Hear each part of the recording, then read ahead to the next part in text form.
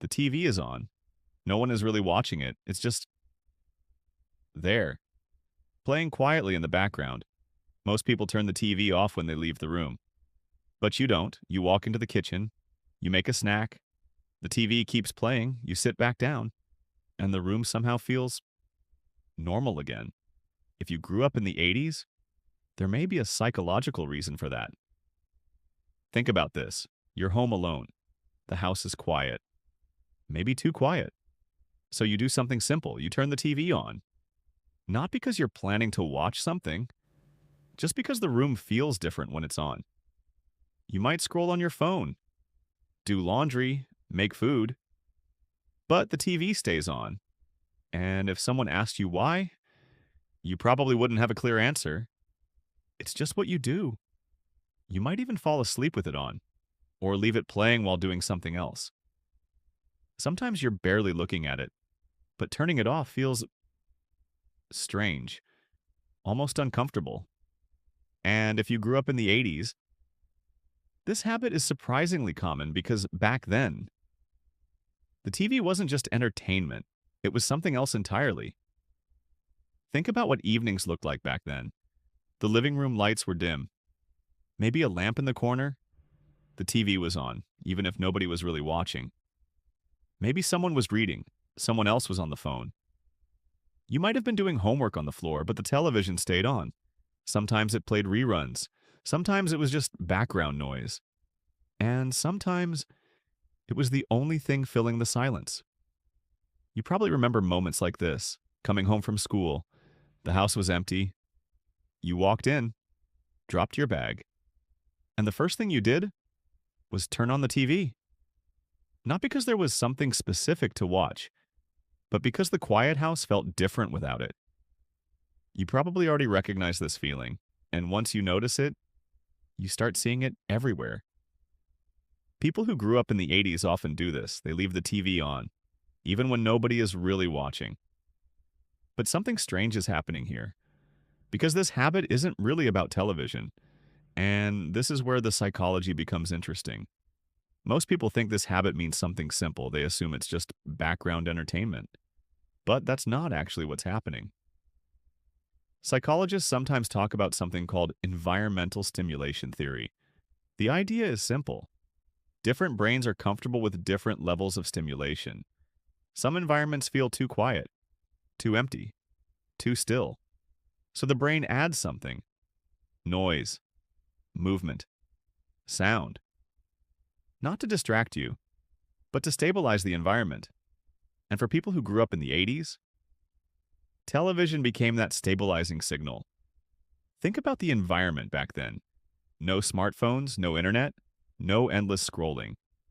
Entertainment mostly lived in one place: the television.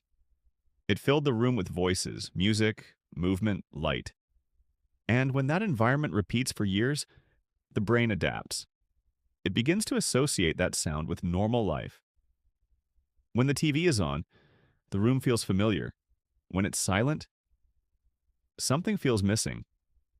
You're not really watching the TV. Your brain is using it as an anchor. You might even notice something else. When the TV suddenly turns off, the silence feels louder than it should, almost uncomfortable. That's your brain noticing the change, because it grew up in a world where silence rarely lasted long. But there's another layer to this, and this is where things get interesting. People who grew up in the 80s experienced something unique: a transition between two worlds, the analog world and the digital world. When you were young, information moved slowly. Communication moved slowly. Entertainment had schedules. If you missed a show, you waited for the rerun. If someone called, you answered the phone. Or you missed the call entirely. And when environments are slower, the brain adapts differently. It becomes comfortable with waiting, with background noise, with longer stretches of quiet activity. But adulthood introduced a different world: instant notifications, constant information, endless stimulation. So, something interesting happens. Many people from that generation keep the old environment alive in small ways. The TV stays on, even when they're not watching. It recreates a familiar background, a signal that the space is active, safe, normal. You're not really watching television. You're recreating an environment your brain grew up in. And once you notice this, you start recognizing it everywhere. You probably know someone exactly like this. Maybe someone in your family, maybe a friend, maybe even yourself. The TV is always on, even when nobody's watching. But the real reason goes deeper than nostalgia. And this is the part most people miss. This habit reveals something interesting about how your mind works. People who grew up in the 80s often developed a certain kind of independence. They learned to entertain themselves, to fill quiet spaces, to create their own environment. The TV wasn't just something to watch, it was something that made the room feel alive. So the brain learned something important. Silence wasn't always comfortable, but a little background activity made thinking easier. You weren't being distracted, you were stabilizing the environment. In fact, many people think leaving the TV on means you're unfocused, but the opposite might be true. The sound helps the brain settle, helps thoughts move, helps the mind process things quietly in the background. You're not addicted to the TV, you're used to environments that feel active. There's a difference. Silence isn't uncomfortable, but familiar noise feels more natural. And that habit started decades ago. So if you're someone who still leaves the TV on, even when you're not really watching it, it might not be random. It might simply be your brain recreating the environment it grew up in.